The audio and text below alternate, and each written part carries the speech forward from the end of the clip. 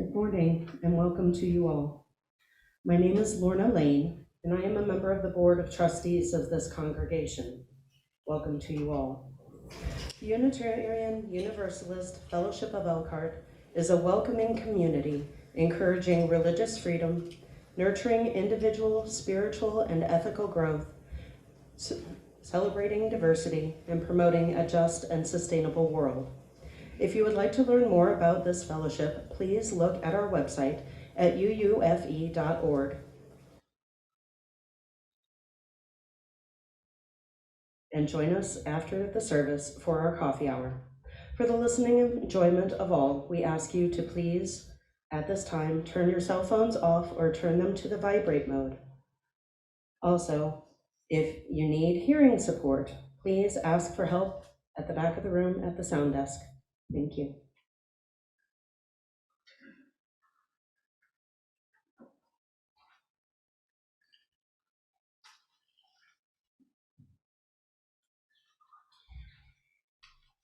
I'm going to add a couple of announcements this morning. First, because this is the first Sunday of the month, we're going to need to take up chairs in the sanctuary and stack them at the sides so that vacuuming can happen this week. I mentioned also that out on Ivy Island, we have pledge summaries. And if you haven't already picked up your pledge summary, please do so for 2023. And that will save us a little postage so that we don't have to mail so many out. Also on Ivy Island out here in the foyer is the Youth Service Project's Potawatomi Zoo donation box. If you haven't already given, please do so. And if you have already given and you want to give some more, please do so that they can come through and hopefully achieve their goal and buy all of the items that the zoo is looking to have. I also am going to mention too that I know that we've got a few people sick from COVID.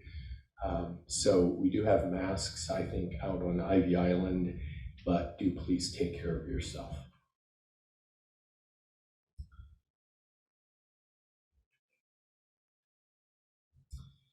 We ring the gong 3 times.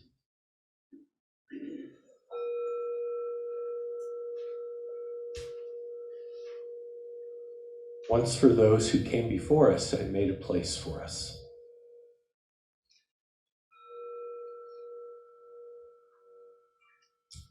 Once for those who are here now.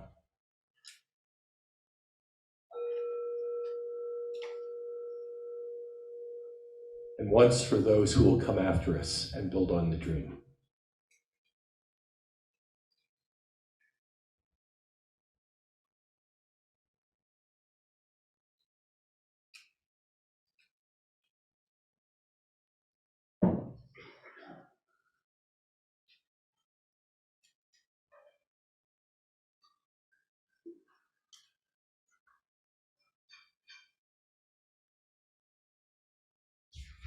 Our chalice lighting this morning is going to be something a little different. It's a poem by Rich Orloff, a storyteller and playwright.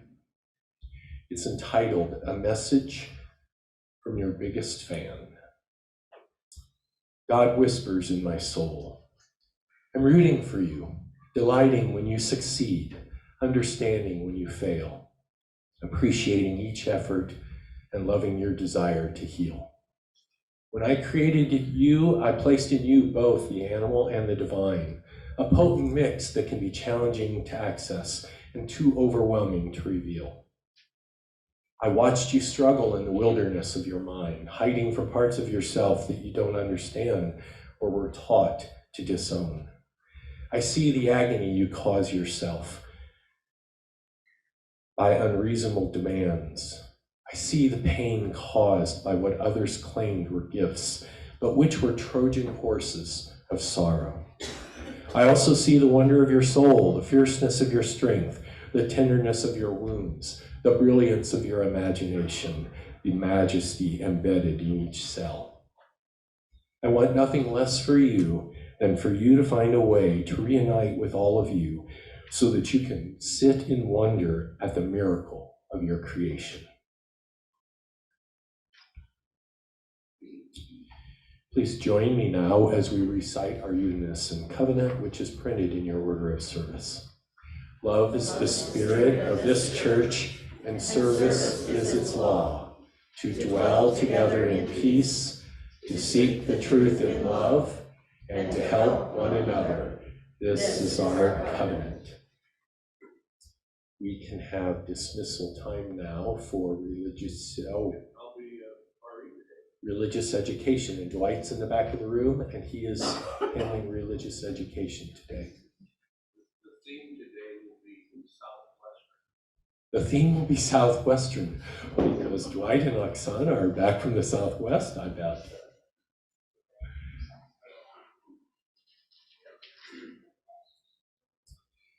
Our offering this morning, our loose plate offering, will go entirely to the UUFE Sustainability Fund. Please give generously.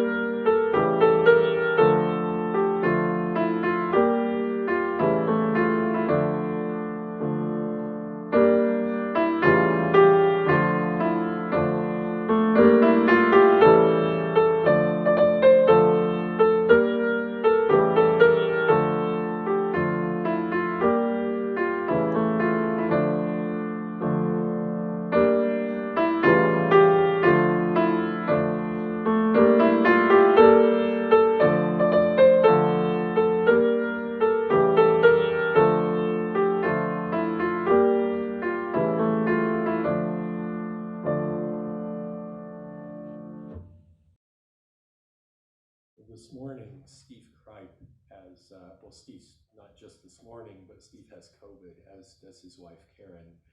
So I've asked Lorna to lead hymns for us. And this morning's hymn, first hymn, Gather the Spirit, is by Jim Scott, who also, by the way, is coming on April 13th to do a fundraising concert here.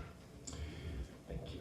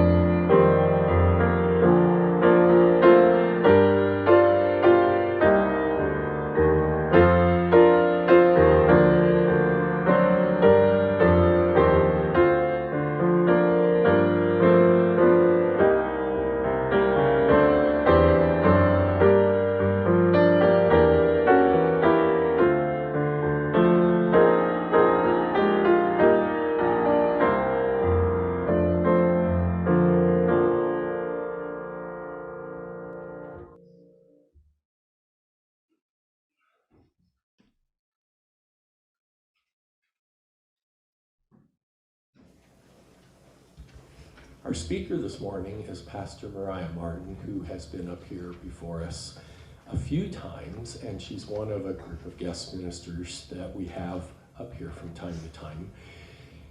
Mariah is hosting a podcast and has for probably 2 years, 3 years perhaps, entitled Called to Be Bad.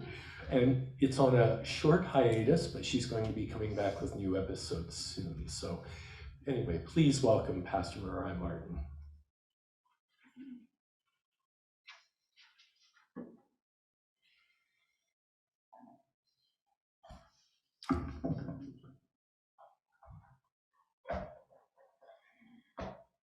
So as you have heard, I think the first time I spoke here, I spoke about my podcast Called to Be Bad, which was originally, and I forget if I told this story or not, it was originally named Bad Pastor. And I couldn't use that name because someone had a trademark with the US government, and if I used any iteration of that phrase, they would pursue legal action, and I did not want to get into that. But the root of why I wanted to start a podcast was this nagging feeling of being a bad pastor. And now I'm wondering if a lot of that feeling had to do with ADHD. So today I will talk about what ADHD is, kind of like a nerdy ADHD 101 primer type thing. I'll talk about the major elements and symptoms that may present if you have ADHD, and I'll have bits of my story weaved in. But first, before we get into things, I'm wondering if people are familiar with ADHD. I know it's becoming, people are talking about it a lot more, especially in the pandemic. Everyone kind of realized that they had ADHD, or their loved one does. Does anyone have ADHD or suspect that they do? Okay, we've got a few. Okay, I apologize if I'm telling you things that you already know. I also want to add a disclaimer. You all are going to leave after this. You're not going to want to hear me talk.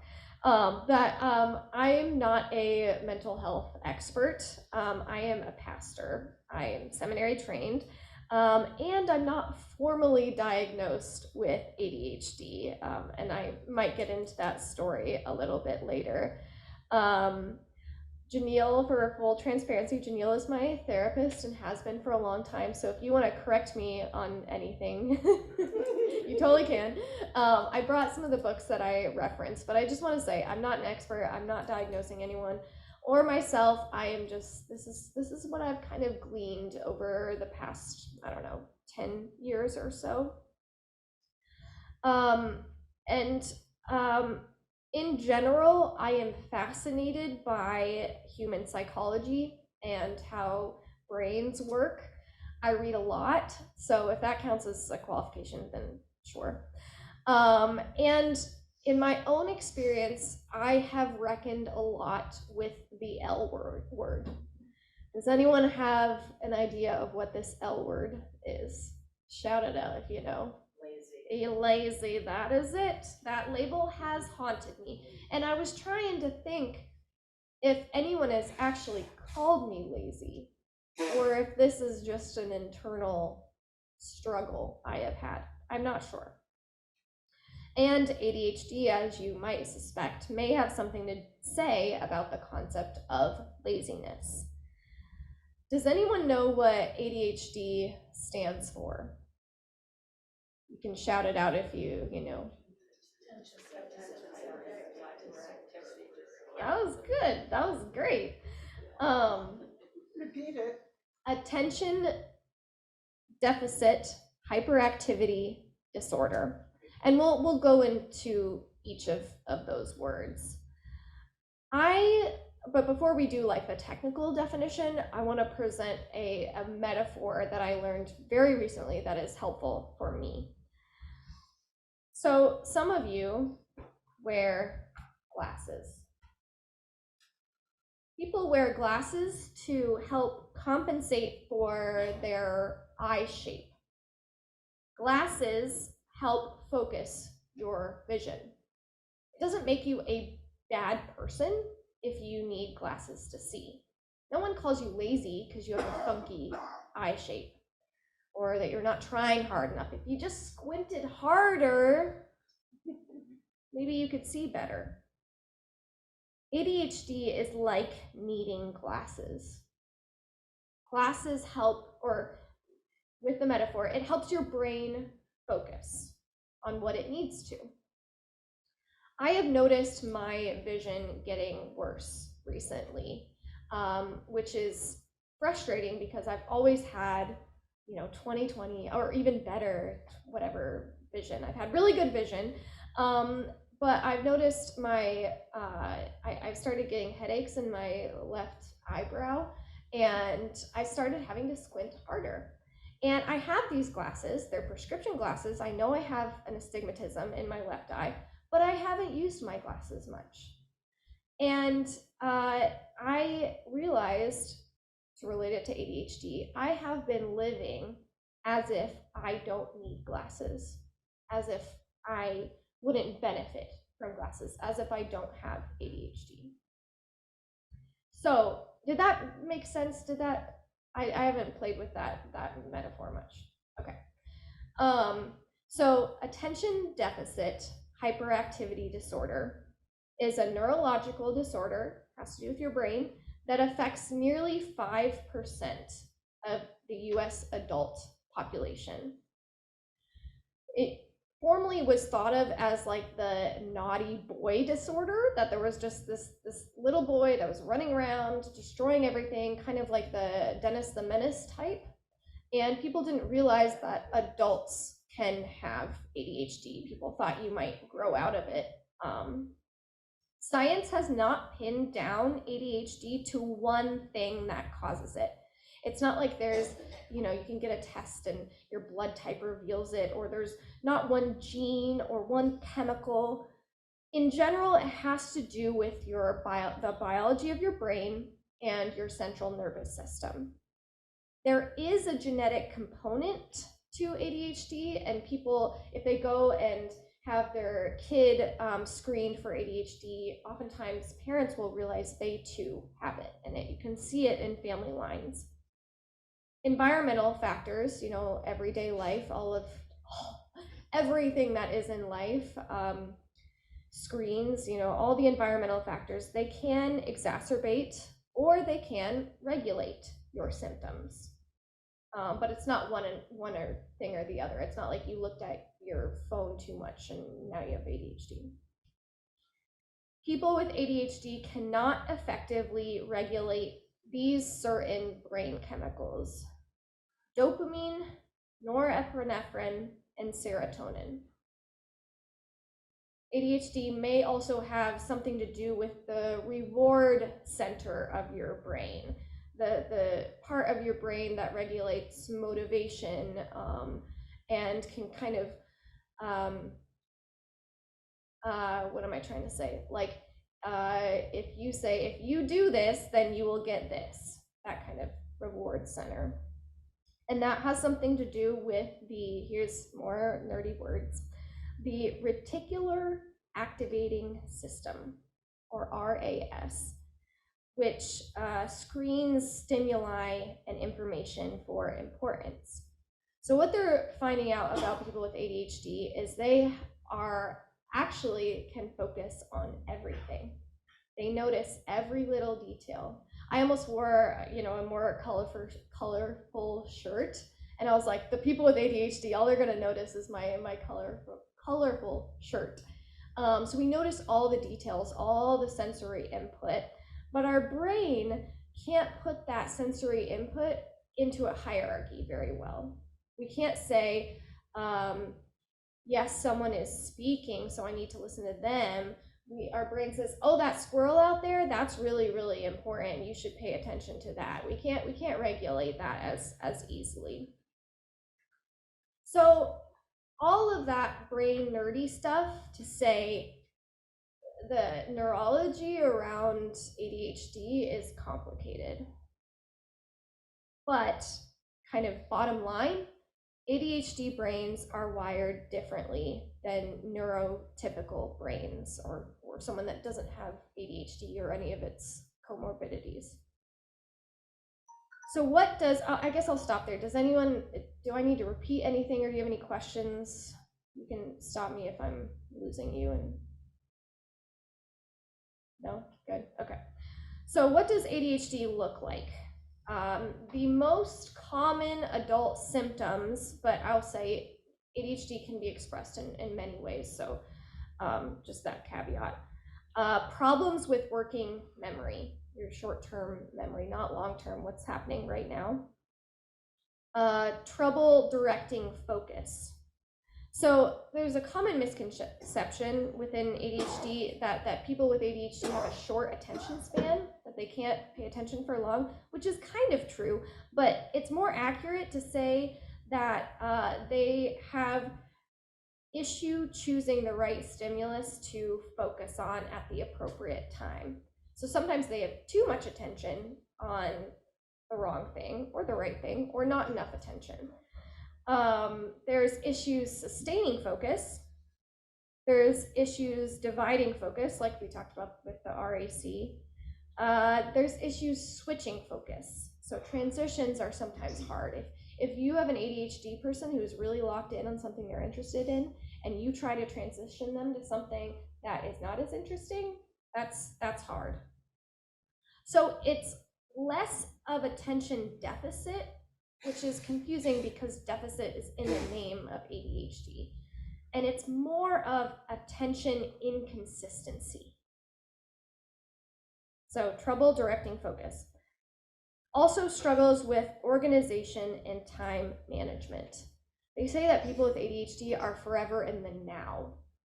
What happened before and what is coming up, that doesn't exist until it exists. So another thing that motivates people with ADHD is something that is imminent.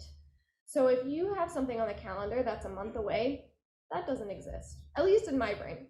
That's not real. That doesn't exist. The night before it's happening, then it exists.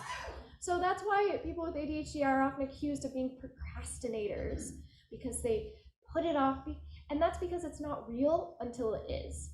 But in an emergency situation, you want ADHD people on your side because they are in it, they are ready to go, they will know exactly what to do, their brains are fully on and on fire. So struggles with organization, time management, and then emotional hypersensitivity. People with ADHD, they feel emotions and they feel them strongly. I'll get more into that later. So let's dig deeper into these symptoms and kind of other facets of ADHD that I find interesting. Hyperfocus. Anyone know what hyperfocus is? So this is when someone with ADHD, I just said there's an inconsistency of focus. This is when people with ADHD enter into this trance-like state where they are completely immersed in whatever they are doing, so much so that they don't perceive time passing, and they even don't pay attention to bodily needs. They don't realize they're hungry, that they need to go to the bathroom, that they need to drink water, that they need to take care of themselves, because they are zoned in.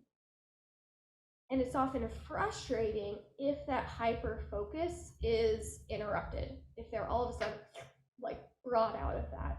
So I remember when I was little, I loved reading, and I was reading Harry Potter a lot. And we were on a car trip, and my mom was just doing the good mom thing and saying like, oh, look at that, that's beautiful. But every time that happened, I was sucked out of hyperfocus, and it made me a grumpy little middle schooler. So it's helpful to know what ADHD brains are stimulated by, and they're not stimulated by the same things that neurotypical brains are. Or not to the same percentage, or ADHD brains are stimulated by novelty, that which is new, is exciting, and that grabs your attention. Competition, interest, and pleasure. I'll say that again: novelty, competition, interest, or pleasure. Notice I didn't say importance. If something is important, that doesn't necessarily grab the interest, or that doesn't motivate or stimulate the ADHD brain. So when people say, well, if it was really important to you, you would remember. No, that doesn't work. That doesn't work.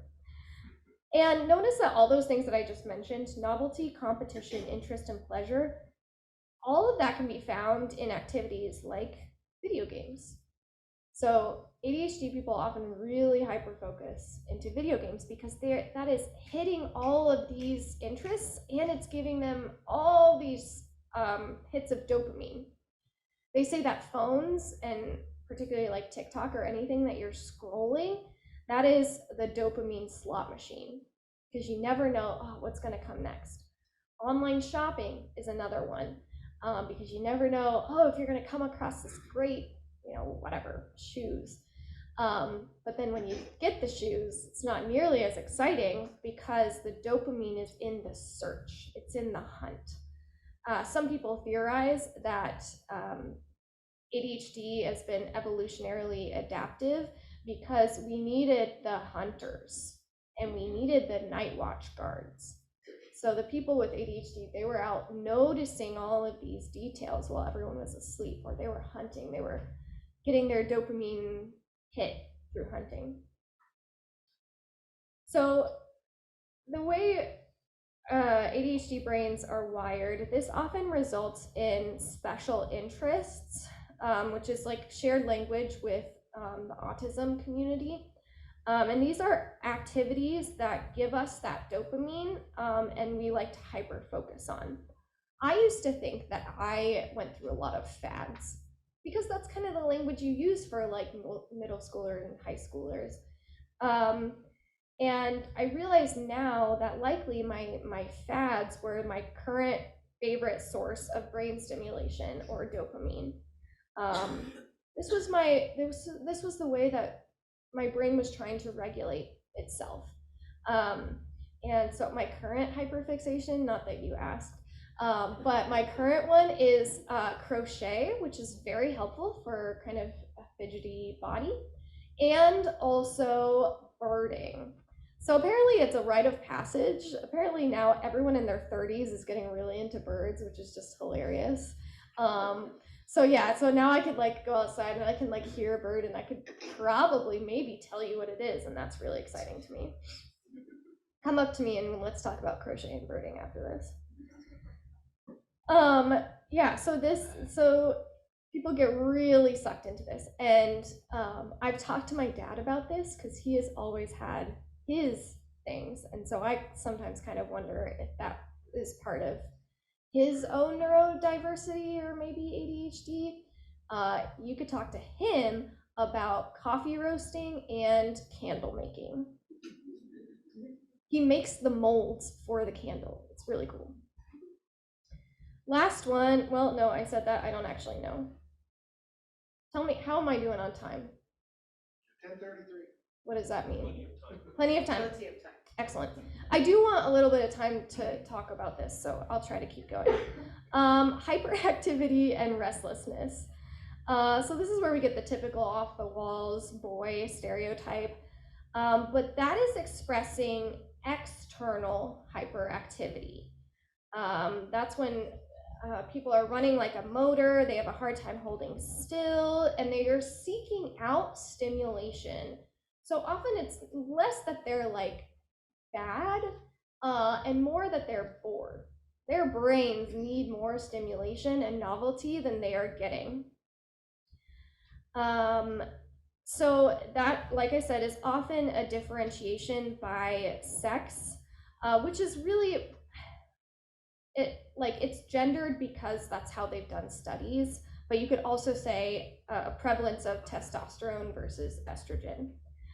So girls or women or people with less testosterone, they often express issues with internal hyperactivity or restlessness. So that's kind of the monkey mind. I feel like my brain will never shut up. I feel like there are pop-up ads in my brain. So I can be sitting there and all of a sudden, ding, I don't even know. Don't forget about this. Ding, you should go buy that online. What? No, I'm reading a book. I don't want to do that. And then also the spiraling thoughts, racing thoughts that can, if ADHD is also, if there's also some anxiety components, that's where you start to worry and kind of get into that funk. So people seek relief of restlessness through seeking stimulation and intensity. At the same time, they can easily get overstimulated. So this is the ADHD dance between wanting stimulation but not wanting to be overstimulated. You want the right kind of stimulation. I heard that the ADHD brain likes to function at 100% capacity. So if you are doing something that requires 80% of your attention, then you need something to fill that 20%. So you can have I have this little subtle fidget necklace. And so if my brain's at like 95%, then I can fidget with this and that helps me focus. ADHD brains often do better when they're doing multiple things at once, which seems counterintuitive, but that is how they focus, hence crochet, etc. But if your brain is at 99% capacity, if you are driving through downtown Chicago and it's really busy, you're gonna turn the music off. Because if you get 5% above brain capacity, you're gonna be overstimulated, it's not gonna be good. Also, people with ADHD are more likely to get in car accidents. So there's that. Impulsivity. Like I said, people are forever in the now. They disregard future consequences because the future doesn't exist. Their brain values short-term benefits over long-term benefits because long-term benefits don't exist.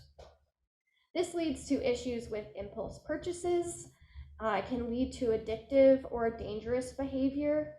It can lead to inappropriate social behavior, interrupting, not realizing that you are talking way too long about birding and the other person maybe would like to contribute to the conversation.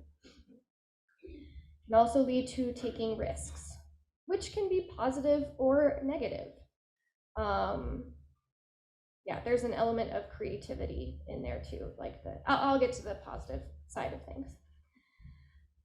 Difficulty managing emotions. Like I said, we feel emotions intensely. People with ADHD generally carry a lot of guilt and shame around these characteristics that they perceive as character flaws, not just the way that their brain exists. Lazy, stupid, careless, irresponsible, reckless, forgetful, flaky. These are labels that either are externally applied to people or come up internally to deal with how they interact with the world. So on top of this internalized or externalized shame, people with ADHD often experience what's called rejection sensitivity dysphoria. So that means that they are more sensitive to perceived rejection via criticism. Notice I said perceived. So sometimes it's outright rejection or criticism, but a lot of times we see rejection or criticism where it's not there. So my husband yesterday, I forgot what I was doing, eating or working on this or something, and he has the flu right now, which is why he's not here. And he said, I'm gonna do the dishes. And I was like, what? No, you don't need to do the dishes. I will do the dishes, because it was all of my mugs, and he often leaves those for me. And I was like, I'll do the dishes, it's fine. And he's like, why are you trying to tell me not to do the dishes? Because I interpreted his doing the dishes as a critique of the fact that I had not yet done the dishes. And I was like, you're sick, I will do them later. And he was just like, I want to do the dishes. It had nothing to do with me. Apparently, it doesn't always have to do with me. So for this reason, because of this perceived rejection, criticism, people with ADHD are more easily flustered, stressed, overwhelmed, and irritable. there's just a lot going on. We are sensitive emotionally and physically. So going back to the reticular activated system, we notice what other people miss, but sometimes it's just too much sensory-wise.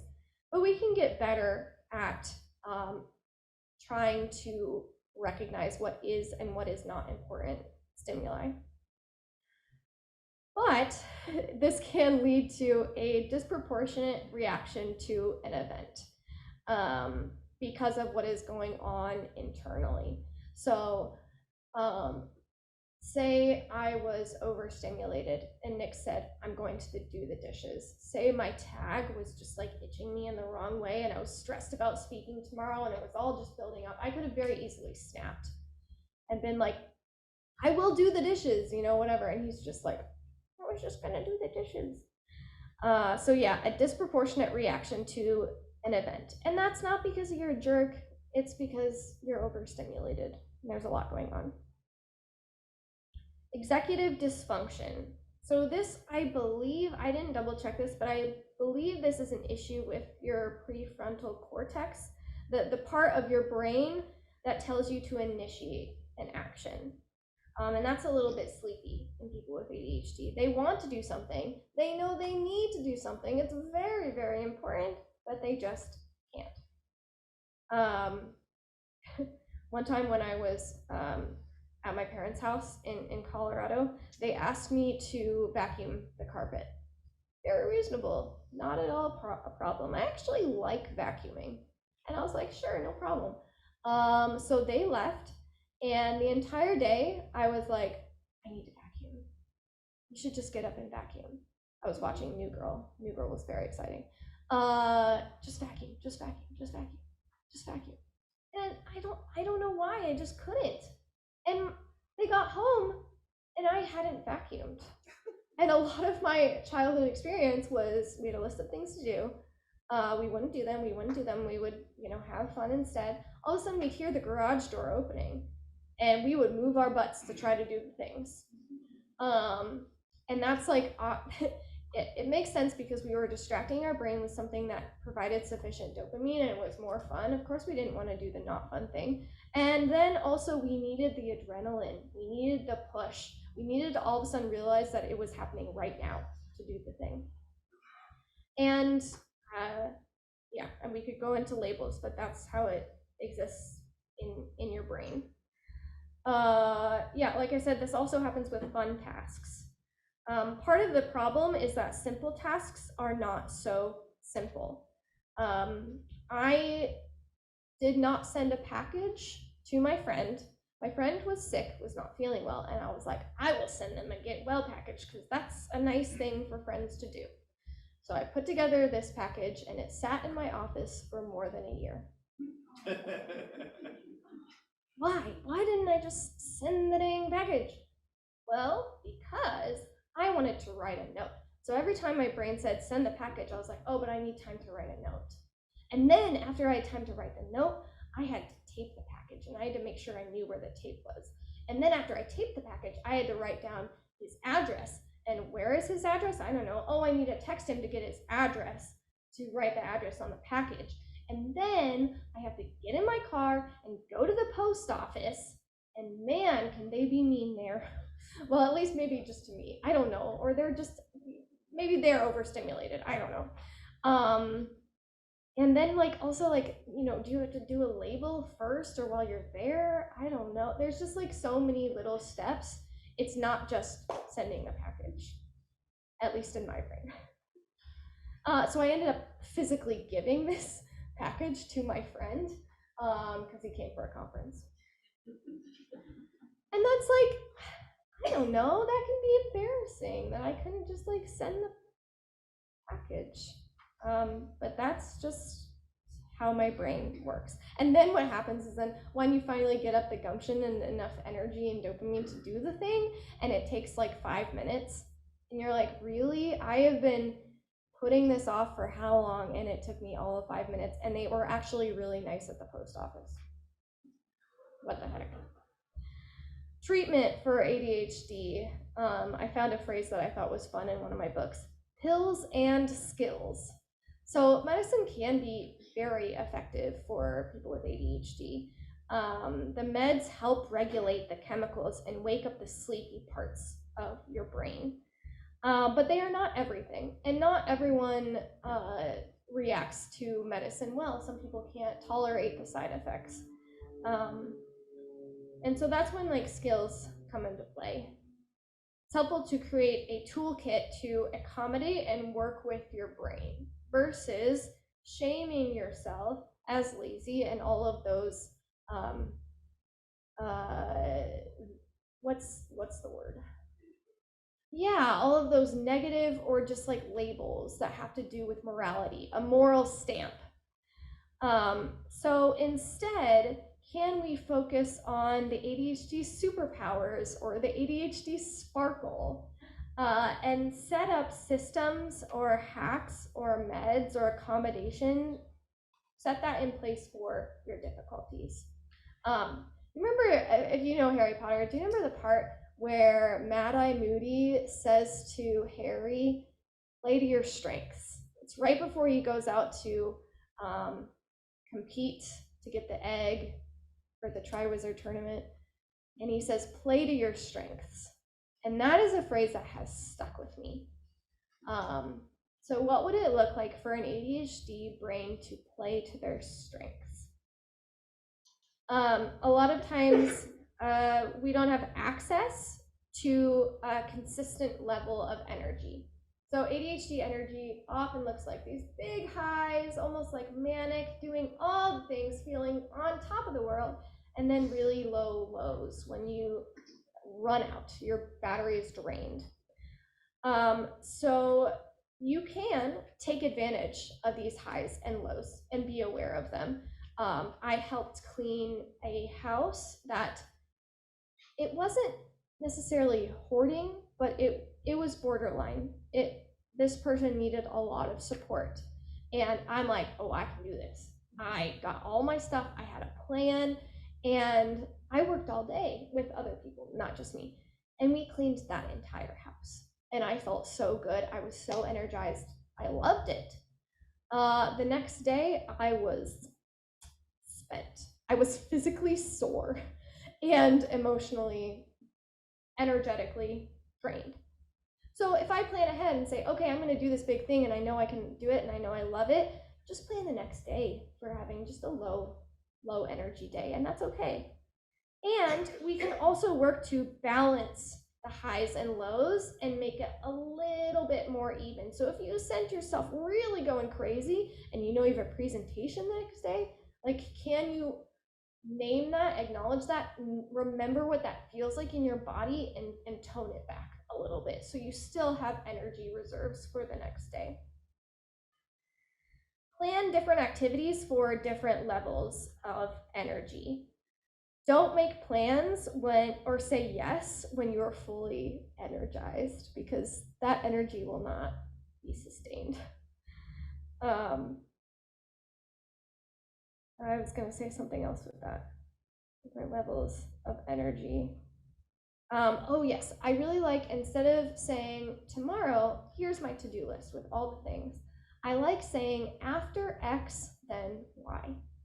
After I brush my teeth, then I'm going to meditate or whatever. I'm not saying I'm going to meditate for 1 hour, because maybe I don't have that capacity. I just say after X, then Y, and let kind of my energy level dictate how long I do that activity or how intensely I do that activity. Takeaways. Can we see ADHD as a difference, a brain difference, not a defect, not something that has anything to do with any sort of morality stamp? Can we get rid of those moral labels for other people and for ourselves? So when I feel like calling myself a lazy potato, I instead try to shift to, I am efficient with my energy. Right now, I am storing up energy for when I need it. Can we celebrate the beauty of ADHD sparkle? Can we play to our strengths? when we recognize there is a huge well of creativity, of innovation, ADHD people see and make connections where others might miss them. They're idea generators. And can we hone in on the hyper-focus and, I don't know, do the thing, learn all about the birds or whatever it is? Can we have grace and recognize that every brain is beautiful? Amen. Do we have time for questions or no? Yes, we have a little bit of time. Great.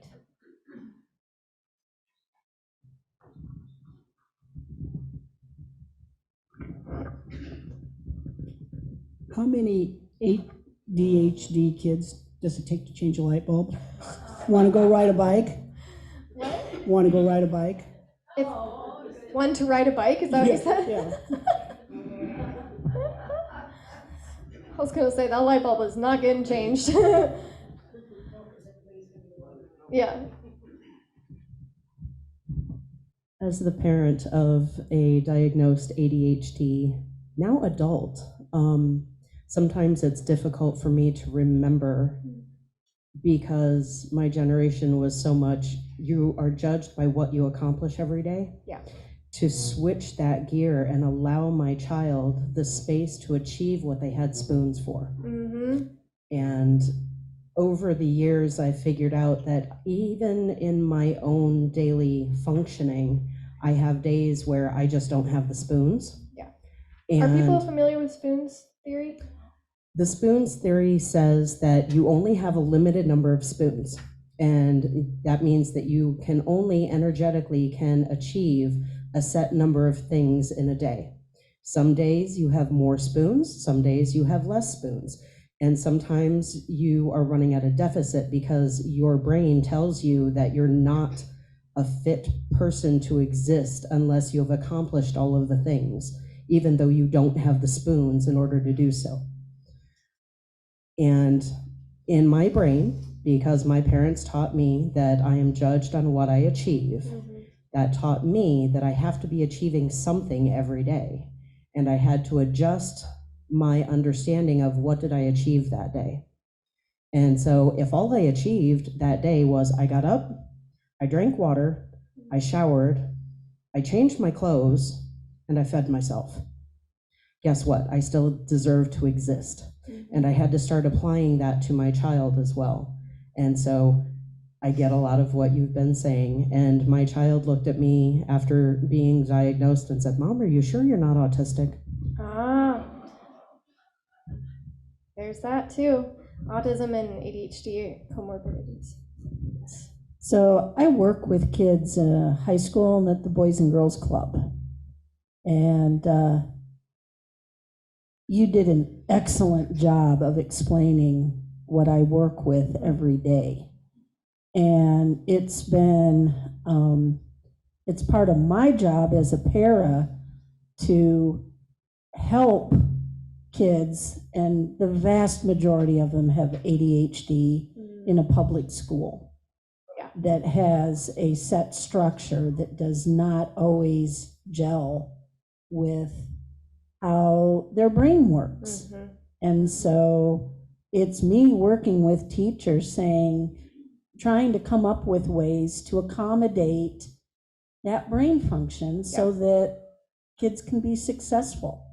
And as conservative as the school as I work in, I do work with some great teachers who are very flexible Good. in working with different brains. Mm-hmm. Yeah.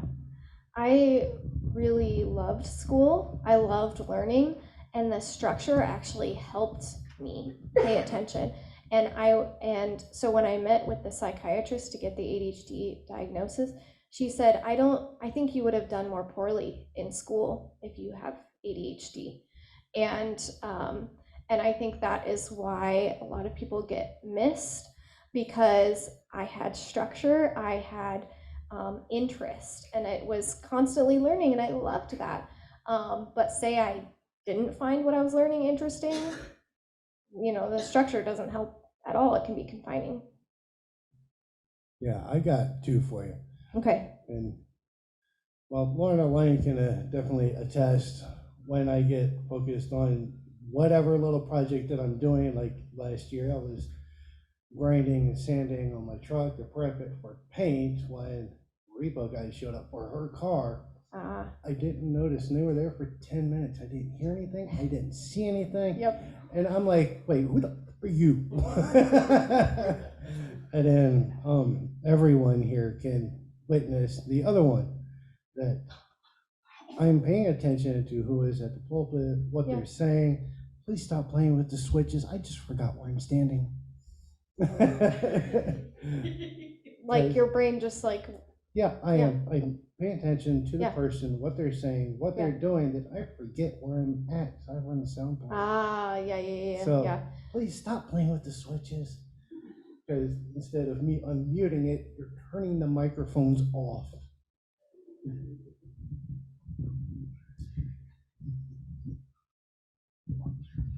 I'm 85 and I never heard of ADD or ADHD until about retirement time, maybe 20 years ago. During this past year, 2 of my sons have come out to me that they've been diagnosed with adult attention deficit disorder. And they both have shared with me that they think their dad had it. Yeah. And I thought, that certainly would explain a lot of things. Yeah. We were divorced after 25 years, and Yeah. I think part of it was, counseling and everything didn't bring us to any understanding of that. And he was behaving irresponsibly, so Yeah. I understand it, and it's really interesting. Yeah. People with ADHD are more likely to get divorced. I think for the reasons you mentioned. Jim, I'm going to give you the last word. Oh, we had one more over here. Okay. Yeah. I like the idea that, sometimes I think people focus too much. I'm a physician, and I think that you focus too much on medicine. Medicine can't help, but it's certainly, learning how to, live with, the brain that looks differently. It's a bigger part. Yeah. As much as I want it, I can't rely on a magic pill that will fix everything and make me normal. My wife was a third grade teacher from 1962 until 2000 when she retired, except for 12 years when she was pregnant with my daughter and forced to retire because her belly showed. But before she had to retire, I never heard of her talking about any students having ADHD. But when she returned to teaching in 1980, it seemed every year we were hearing about that. Yeah. Was there not an awareness so much before that, or what? Yeah, no, I think there is an increased awareness, and so sometimes people think, oh, this is like a fad or a phase, or it's the cool thing to do to have ADHD, but I think just the language and the accommodations people are so much more aware of them than it was in the past. People just suffered. The other thing I noticed was that when the school would indicate that some child maybe had that, most of the parents denied it. Yes, yeah. Because what does that say about them? Maybe because they take it as a moral stamp rather than just a difference, not a defect. Thank you. Thank you, Mariah. We'll go ahead and we'll do hymn number 6 just as long as I have breath, if you'll lead us, Lorna. And we'll have more reflections and talk afterwards in the gathering place with Mariah. Stand if you are willing and able.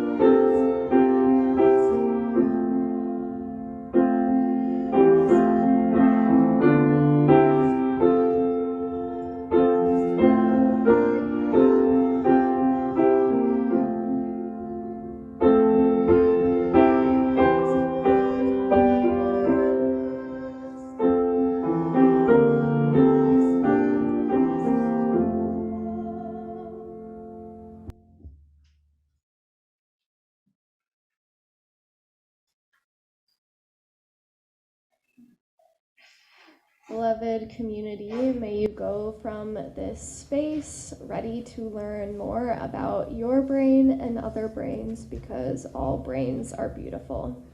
Go in peace.